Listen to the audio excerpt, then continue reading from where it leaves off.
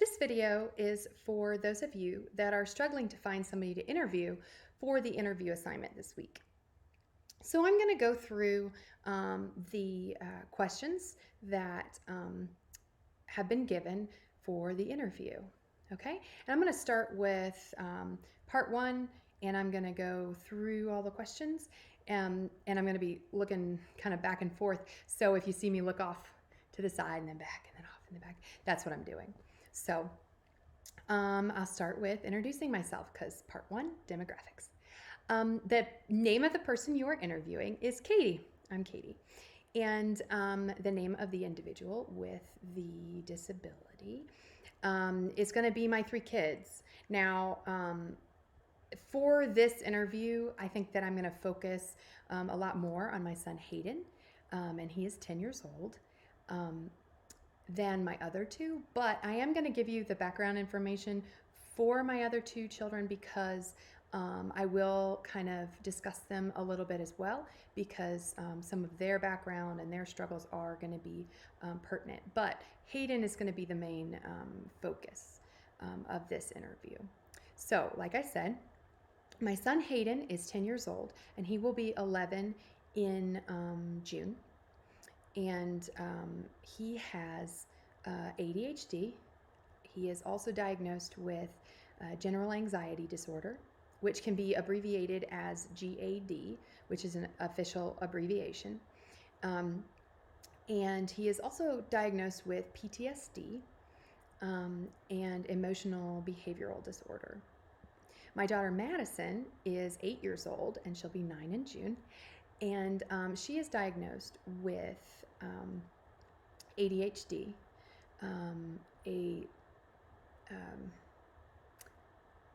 I guess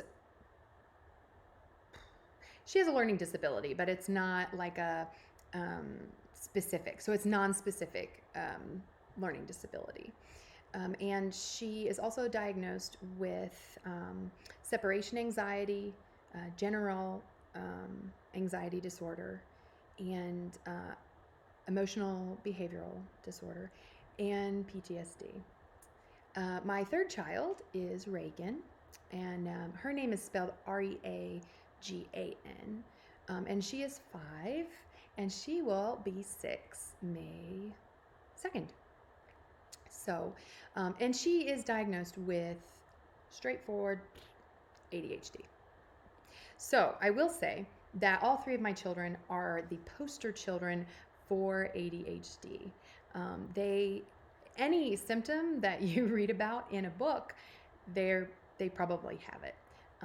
And they are also prime candidates for medication because medication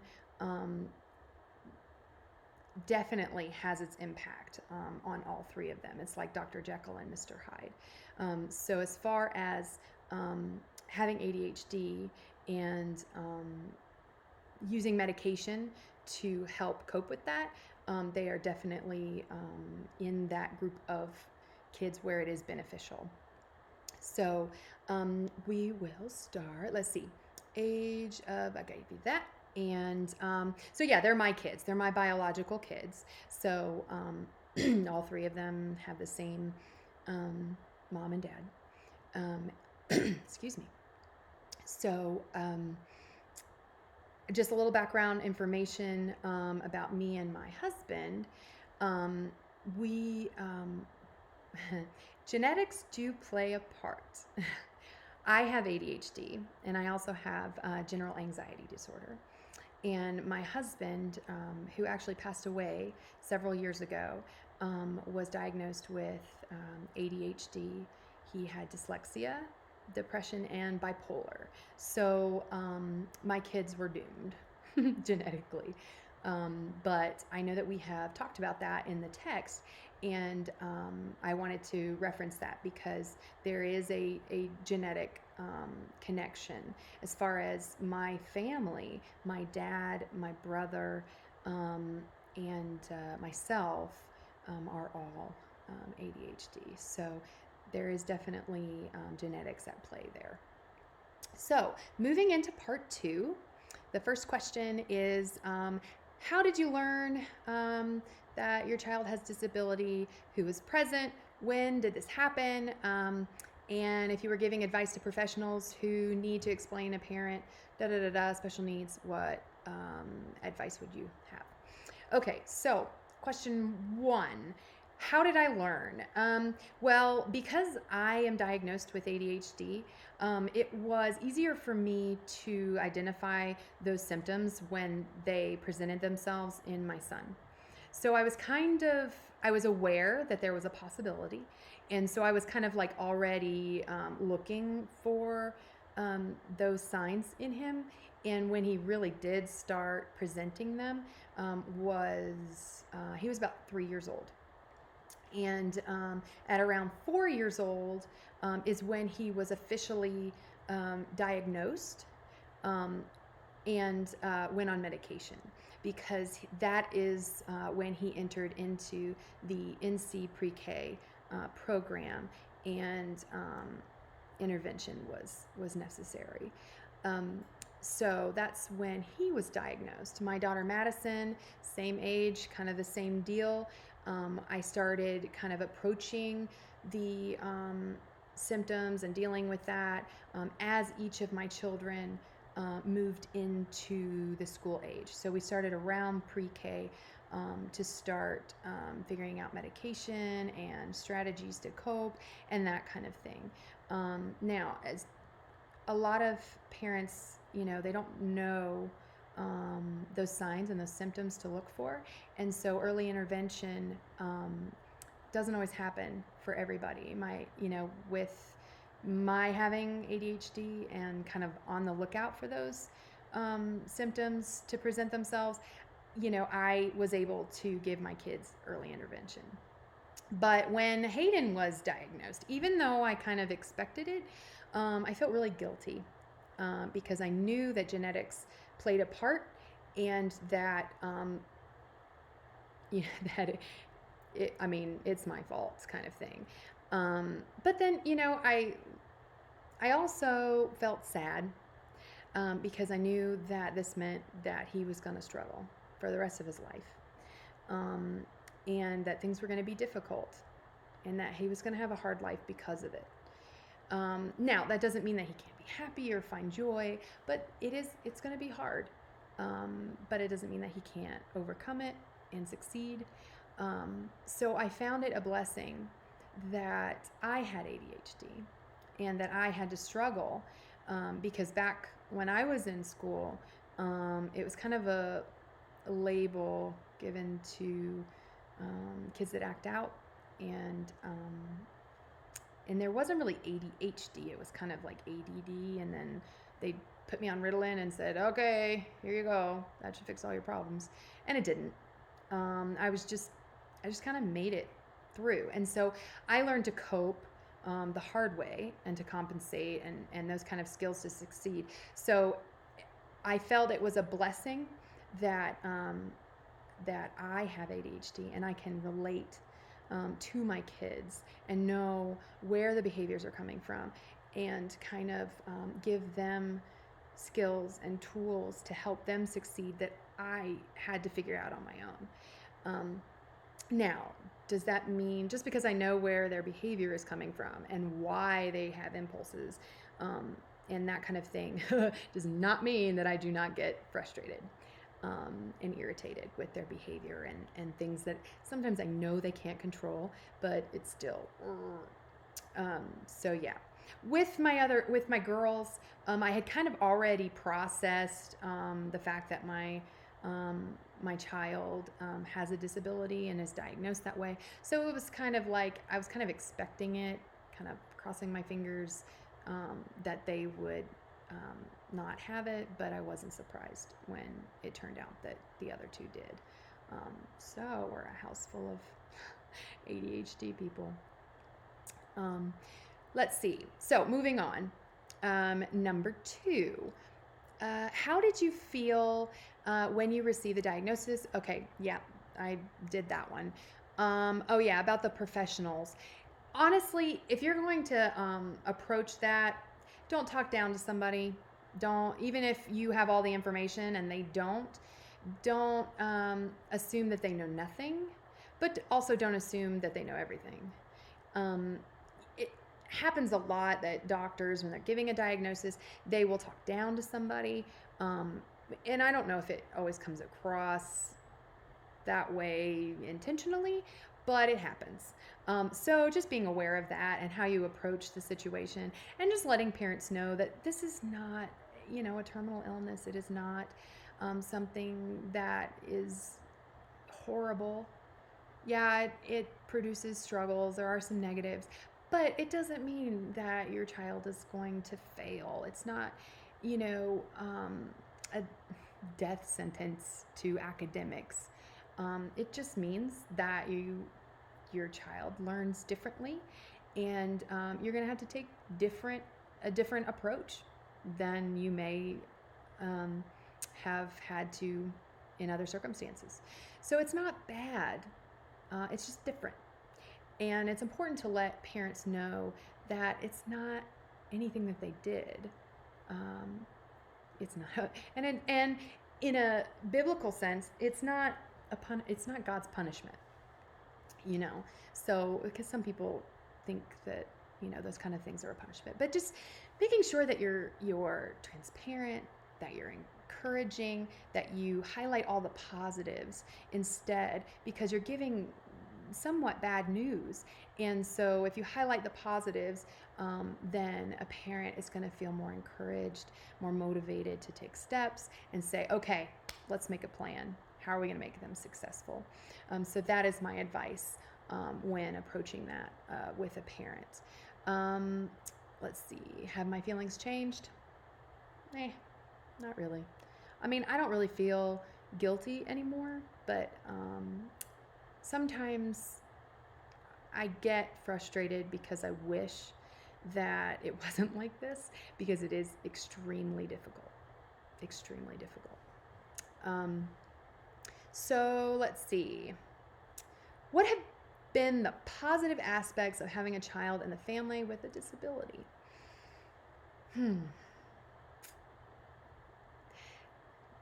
It is really hard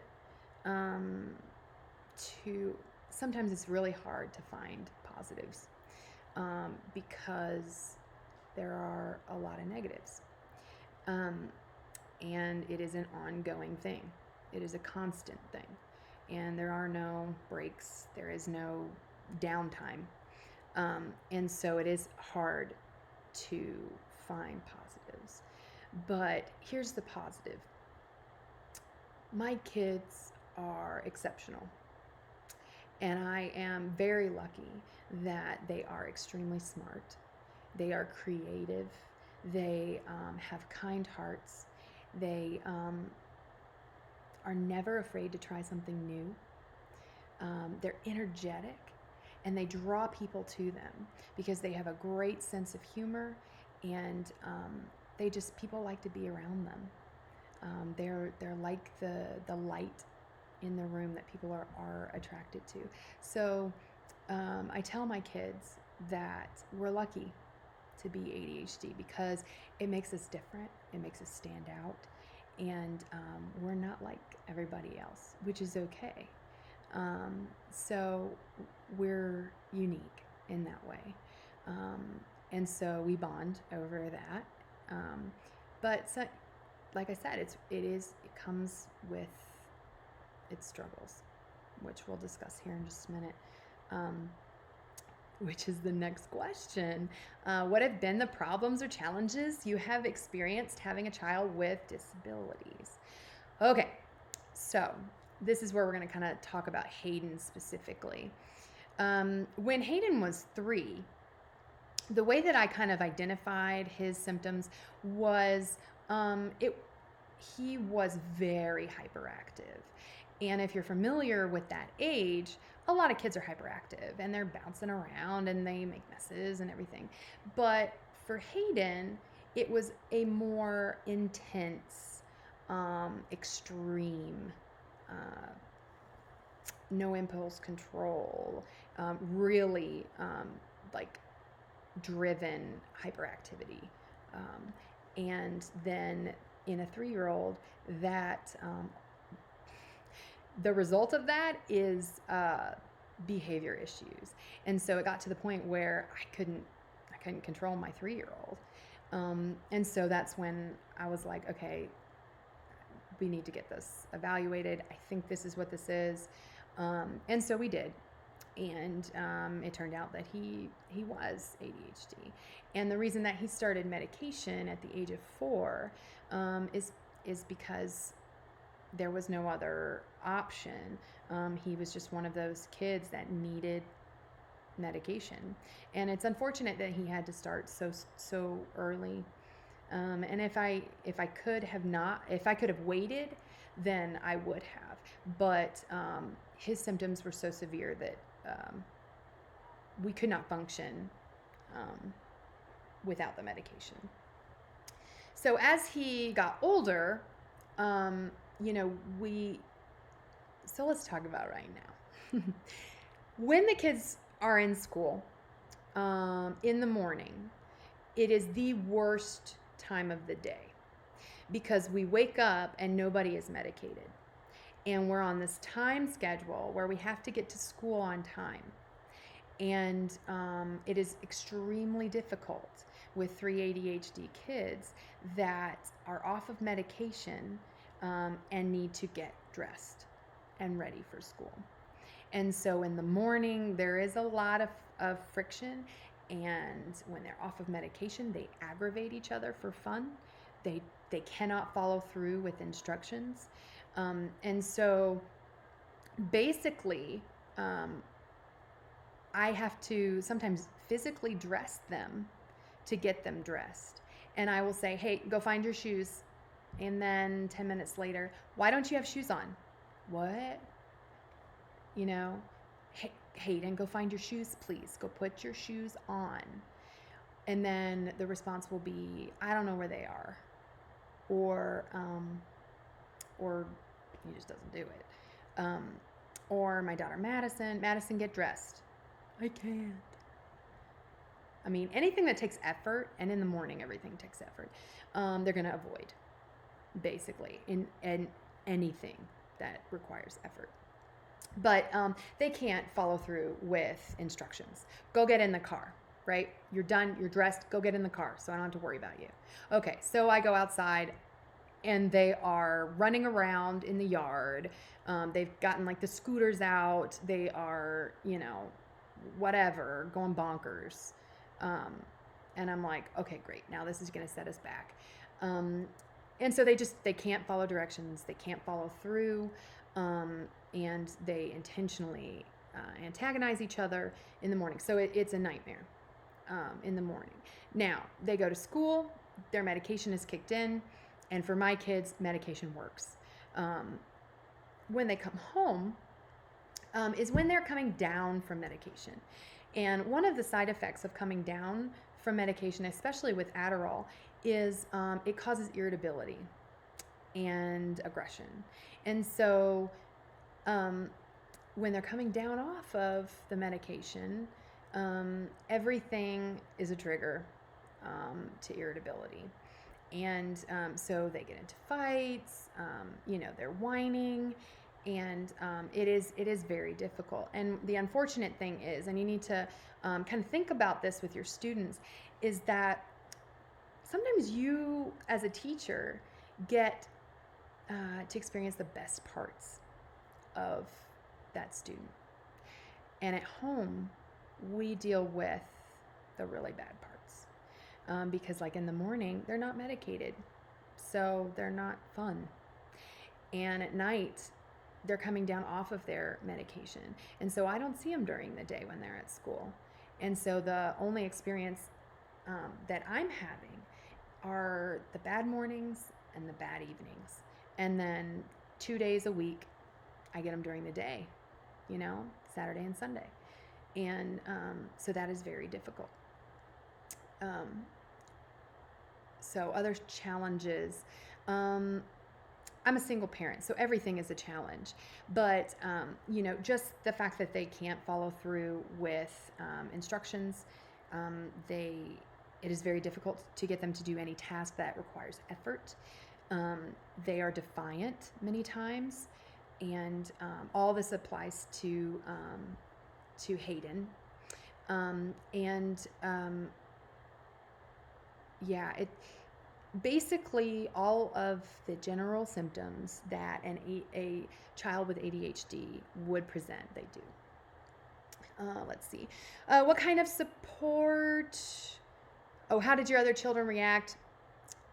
I mean, it's just common knowledge in our family. We're all, all the same. So now they butt heads because of it, and a lot of times that is difficult. What kinds of support? So as far as my kids, they have been really blessed to be in an elementary school that supports them. We live in a rural farming community, and most of the teachers at their elementary school either taught my husband or are friends with were friends or are friends with me, and so when my husband passed away, my kids were grieving, and their symptoms kind of got worse. The whole school was grieving because they knew my husband, and so it was very personal. And so ever since then, my kids have been in an atmosphere of a lot of love and a lot of support. Now, their behaviors, if they act out, are not tolerated. And it's very clear, the school makes it very clear that it's not tolerated. But there is a lot of patience and a lot of understanding. And so I've been very, very fortunate to have that support at the school.